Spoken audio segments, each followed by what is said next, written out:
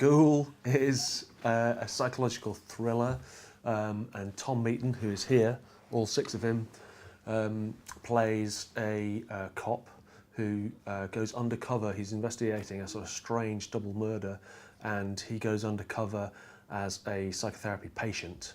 And when he's in his therapy sessions, he begins to wonder, am I a cop or am I just a patient who thinks he's a cop? And the lines between fantasy and reality begin to smudge and blur.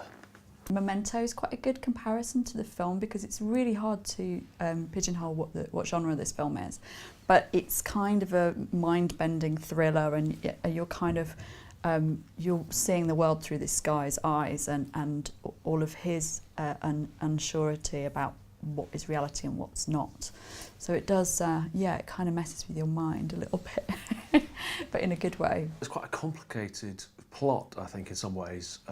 So it was quite a tough thing to figure out. At one point I had the plot sort of mapped out on my wall of my flat on scene cards, but then I thought if somebody comes in and sees cards saying psychiatrists are trying to brainwash patients, they might get the wrong idea about my mental state. So I just went back to the Word document. But we got there in the end, and I think it's kind of, I think people can just take from it their own interpretation. Basically, they can kind of decide. There's every character in the movie has at least sort of two different sides, but it's not as though there's even any obvious separation between the two different sides. The actors have to kind of segue from one version to another. So it was a challenge for the whole cast. It's like a very beautifully constructed puzzle, basically. So, you know, you need to stay faithful to the scene, otherwise it's all going to fall apart.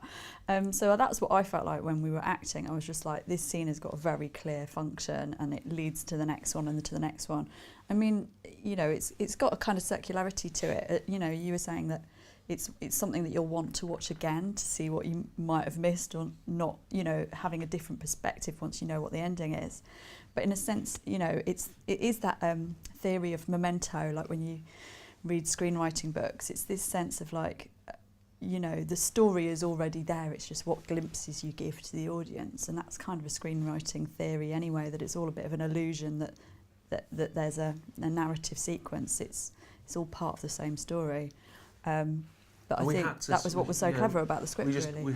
We were on a very tight schedule and a low budget, so we just had to sort of stick to our guns basically and pray it all worked out, and I think hopefully it did.